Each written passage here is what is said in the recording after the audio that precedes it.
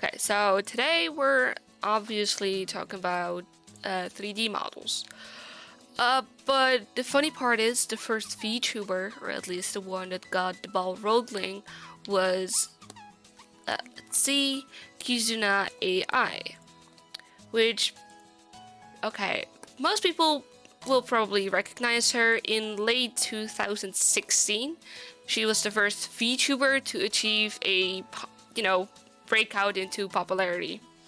She made her debut on YouTube, and she was the first to coin and use the term virtual YouTuber. That's where VTuber comes from. Because of Kizuna's sudden popularity, sparked a VTuber trend. Between May and mid-July 2018, the number of active VTubers increased from 2,000 to 4,000. Kaguya Luna, let me get a picture, and together with Mirai Akari, they were basically the second and third VTubers who became big. It's basically the second and third most popular VTubers. In the beginning of 2018, Anycolor Inc., or then known as Ichikara, found the VTuber agency Niji Sanji. So it's pretty, the OGs. Niji Sanji helped popularize the use of live 2D models instead of 3D. So Kizuna and Mirai Akari started as 3D but transferred to 2D as well. Niji Sanji also helped the shift towards live streaming instead of edited videos and clips, because that was the standard for a VTuber like Kizuna. And the thing about 3D and 2D is 3D is of course made in the 3D space, and a 2D is basically a moving picture. Okay, let me switch over to my Vtuber Studio part. So, Vtuber Studio is a program that I use. I use it for all my models. We'll go over that a bit more later. Vtuber Studio is a free program downloadable on Steam and their own website. You can start creating right after download with many ready-to-use preset items. So if you download the program and you open it, you can see that there are already presets. For example, here you can see the eyes, or you have the download buttons. And there's a lot. There's regular updates because they keep adding more stuff. They keep listening to their users. They try their best to upgrade everything. The software gives you total freedom to express your originality, customizing minor features down to the finest details. You can choose how each hair is positioned on the head. You can choose how each eye color, what the highlight looks like. You can change the size of the ears, the size of the mouth, everything to the finest details. And then it's free to use for everyone. It's super easy to set up. It's just a download and you're good to go. And also, every model you make on Vtuber Studios are yours to use freely on many different platforms and services. Basically meaning you get full rights also in commercial usage. For Blender, I don't have a pretty picture for it, sadly, to show, so we'll just stay on this one. You can also make 3D models using Blender, which can give you a wider range of models. With Vtuber Studio, you can only make humanoid models with limited editions. They just had an update where you can add dogs and bunny and cat ears and glasses, but they don't have anything more. Basically, they don't have the ability to add a tail, or they don't have an ability to change the way the legs look. They're all just a human base. And with Blender, you can even make a 3D octopus. I'm just saying something. However, making a model in Blender is more difficult and often will take more time to finish because you also had to add bones to rig the model. It's not, okay, in Vtuber Studio, it's all done for you most of the time. You, of course, do have to, you know, rig the hair yourself if you make a custom style, but that's just a minor thing to do. However, you can also add plugins to Blender where you can import VRM models. So you can create a base in Vtuber Studio with the rigs and bones already in the base, and then improve it or change the model. So you can add more items, for example, earrings or wings that would actually move, or a specific ears, or a specific hairstyle that just isn't possible, or a specific skirt, anything. After using Blender, you can export it as is and use it within your tracking software. I use VCFace, but I know a lot of people prefer a different software like VUP, also free on Steam. But most people also do put it into Unity after using Blender. That's mostly to smooth things out and just to add effects, I guess. It's often necessary for rigging into the finer detail or specific things that cannot be done within Blender. For example, if you want to have a glowing arband, or you want your, I don't know, you have a hair tie, you want to look like it's fire, it's easier to do it within Unity than it is within Blender. However, you cannot create a model within Unity. Unity is better to use for the textures and extra effects or programming, but I would say stick to Vtuber Studio or Blender for the actual sculpting part of the model.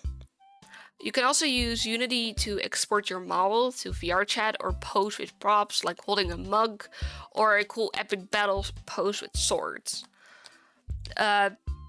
You can also use Vtuber Studio for poses, but you cannot add props. However, we'll be discussing more about Blender and Unity in the next lesson about the models. Because I personally do not know enough about Blender and Unity to just, I don't know, give you a clear lesson, so we'll have to find someone to help me. And for the mini tutorial, I have to open my Vtuber Studio, except when I try to do it before I started recording, it was really struggling, so I'm opening it now and making an attempt. And now I have to wait for it to start up. I can give you the homework and tips while it's getting started up. For homework, if you want to try to use Vtuber Studio, of course, download it. Make sure it's downloaded correctly and it works. Your homework: make the most ugliest or the weirdest model you can make.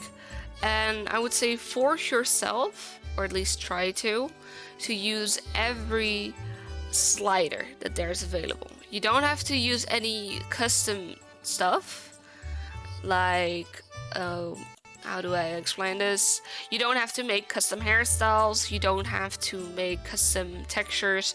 It's just go crazy with the sliders, see where that takes you.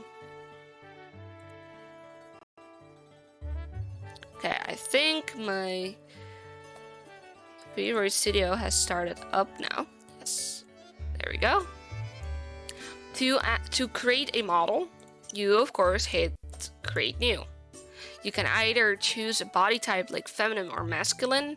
They did say that they were more focused on making androgynous bodies, except the big difference between the femme and a mask is the sliders within the body. And by that I mean, for a femme you can actually add boobies basically, while in a mask base it doesn't work as good. It's kind of like as if you're adding pecs instead of, breasts. We'll pick a femme because I like those.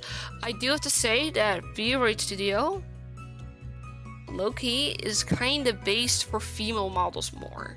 They have a few more presets that work better with female bodies than they do with the men's bodies. Same for expressions, same for eyes, like the specific sliders. Well, I'll show you everything we have. Gotta change window.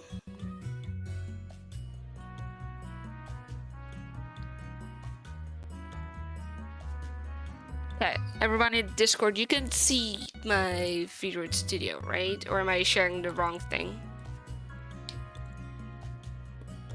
Ooh, it was sharing the Vroid, then gone back, then Vroid again. Yeah, I'm switching between OBS and my what's it called, my Vtuber Studio, to see if it's, you know, getting on screen. But now it should be visible.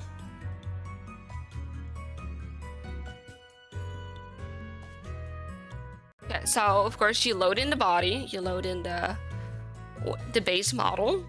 On the side you have a bunch of, the first thing you see is like entire face presets.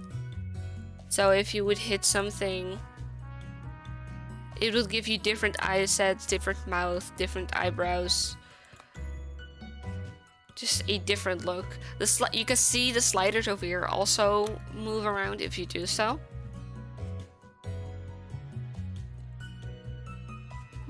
May I have a question? What's up? If I make something, put the slider and want to reset to the original position, and there is any shortcut and like reset slider? You can use Control Z to go back, but if you scroll all the way to the bottom, you have the base of the masculine face and you have the base of the female face. Not every option has it, but you can always use Control Z to go back. So very on the side you have of course the face set, you can see it on the above it. Then you have eye sets, that's also again presets. They're also shown within the face sets but up closer. And you have a bunch of presets. I personally don't like the presets. I like to make my own customs. And then you have, I do like to use the irises presets because they're very versatile. You can have just a blank, or you can have very dark, or with a white center. On the side here, you have color, and you can pick any color, whatever you like, you know? And then you also have the option to do one eye a different color if you would like to. And with every slider, I would say just move it to the side and see what it does. You can also type in a number. So for example, if I want to do 5, like the entire eye is just taking up. You can of course go outside of the boundaries of what the slider says. So if I scroll all the way up, it would say 1, but you can type a 5. Same with every slider, actually, because you can also change the gaze distance. I would say either, it depends on the eye shape, but sometimes I would say put them a little bit closer together to make it look like you're looking at the screen and not, you know, over it, I guess, or like through it, so you're not looking at the wall behind it. For the eye highlight, I do like some presets. I'm actually using this presets, but I like to edit them, so they're more like what I want to have. And that's basically the same story for everything. With everything, you have a preset, but you can also make customs. I'll show you how to make a custom in a minute. For example, we want to make a custom eye texture. Gotta turn off the highlights so you can see better. And then you have presets and you have custom. You can hit the plus. And then edit texture, add customize on top of here. It might take a while because the stable version has been severely downgraded in the speed it takes to, you know, to load. Here you don't have to use the texture editor within Vroid.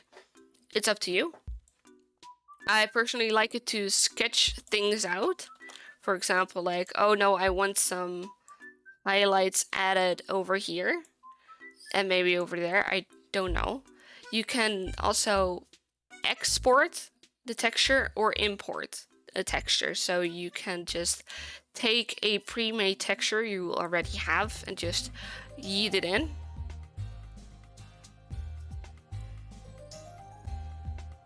It's loading. I'm trying to go back. Also, after you've made a custom, you can see up here you have the custom items. Basically the eyes I've already made. Like, this is one I've made for someone else. They're not optimized for this model specifically, but they work just fine.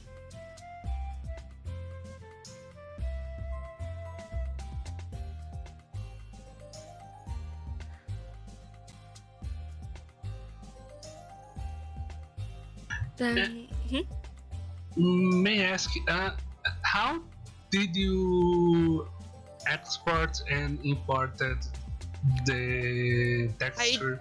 I don't know if it shows up, but okay, if you go into the textures, like edit texture like you were in just now, you can right click and then you have a bunch of things where you can have import and export. There's also a big red delete button, but we're not gonna click that because then there will be no iris at all.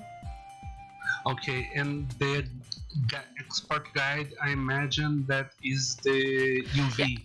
Yeah. That's like the little lines you see over here. Yes. Yes. Okay, thank you. I was trying to find where the hell was this. The export. Yeah, it doesn't show always, so it's kinda... Then we go to body. There are like presets for male and female heights. I don't like to use them. I prefer to use body size and the length of the arms and the legs. Because if I show the female height, the arms get short that it looks weird, basically. That's just a personal preference. Same if you want to edit the skin texture, you can hit edit texture as per usual. Like, you can use this one as well.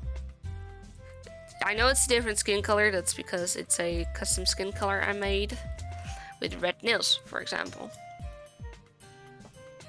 For the outfit, there are a bajillion presets. I don't use any of them, unless I would make something as an example. That's because I don't like the presets that they made, to be honest. Like, they look fine, they're just never what I want. But same process as with everything else. You go to the custom, and you can add whatever you want. If you would add a custom item, you would get a... I don't know if it shows for you, but you get a bunch of templates of which you can work off with the texturing. I would also say go to booth.pm. They have a bunch of textures made for you, so you can use them.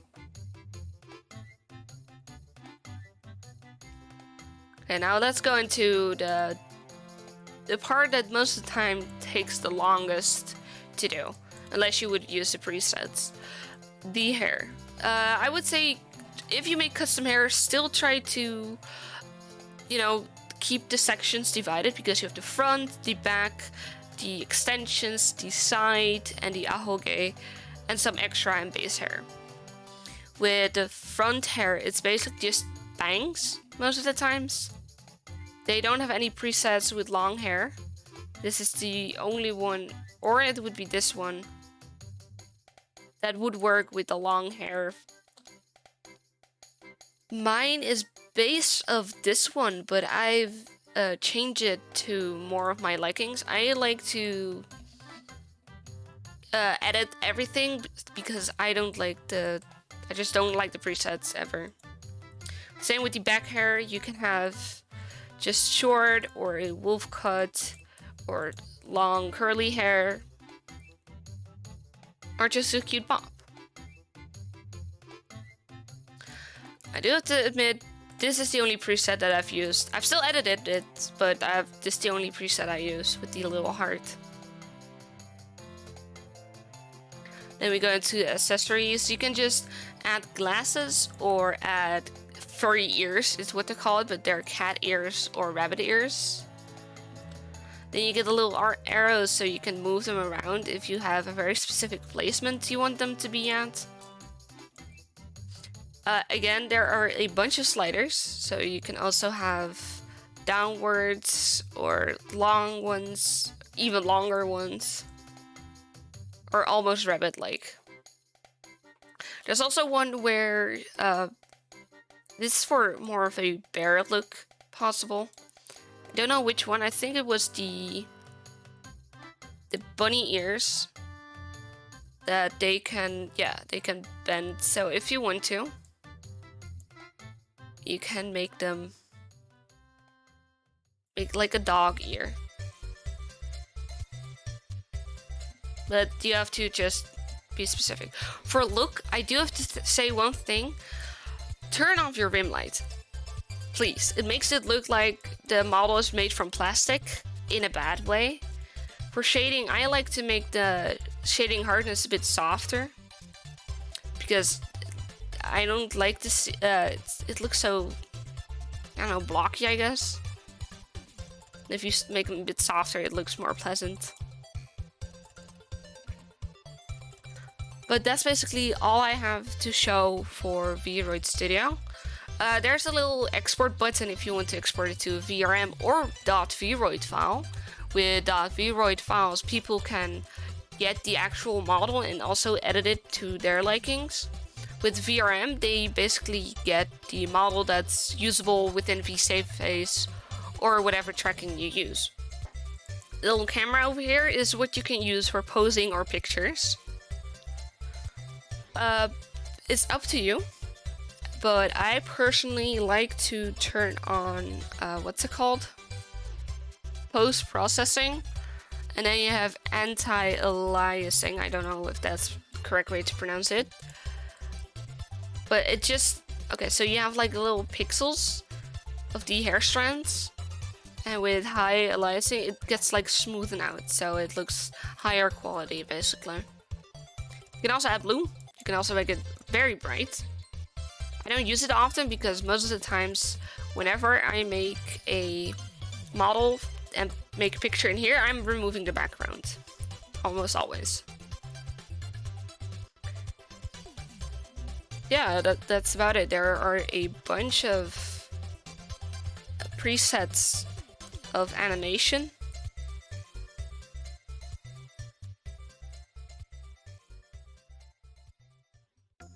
So I would say go crazy, go stupid. That's all I have. Are there any questions? Booth? What the? With booth. Okay, I'll show you. Let me get the website. Change window. There we go.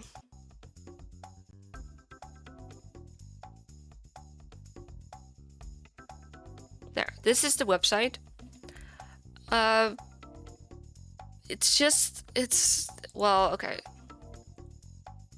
Oops, I misclicked.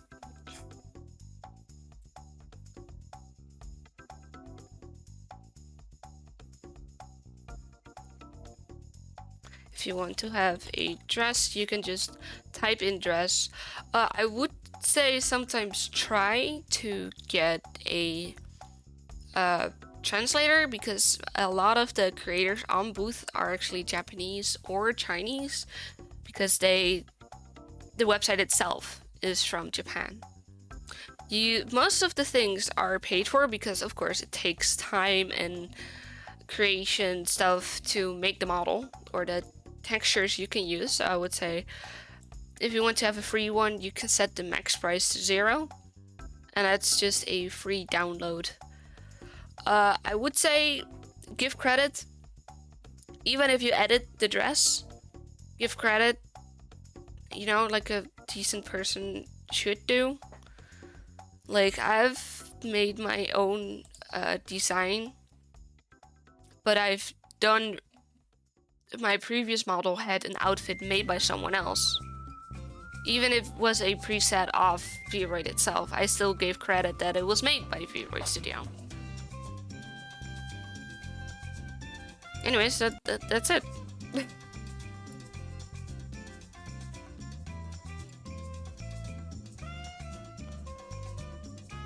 If you have any questions, please put them in whiteboard, or just you can unmute your mic and ask them.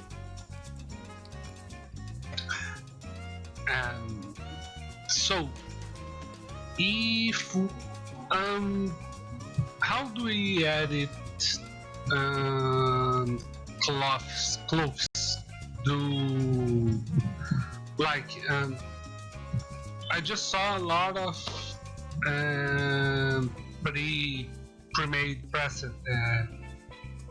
pre-made assets, but yeah, how do you make your own? Yeah. It's basically the same as with the eye texture.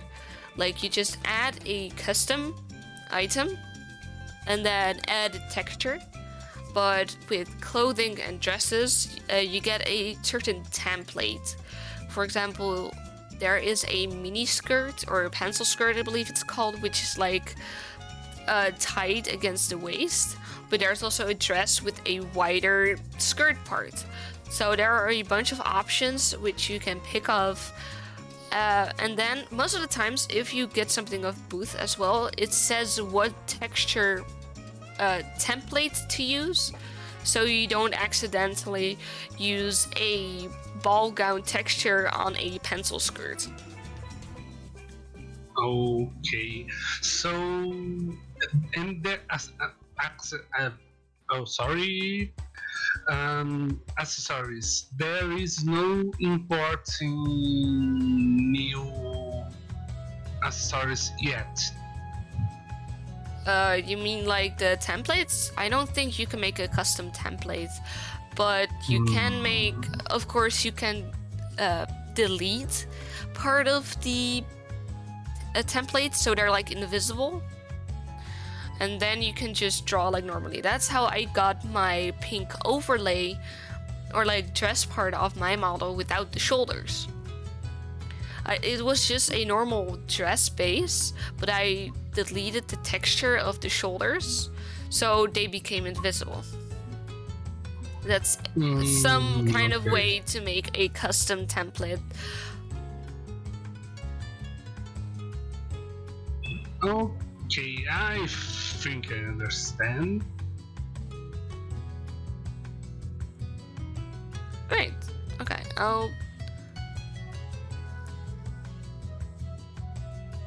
just hold on, okay?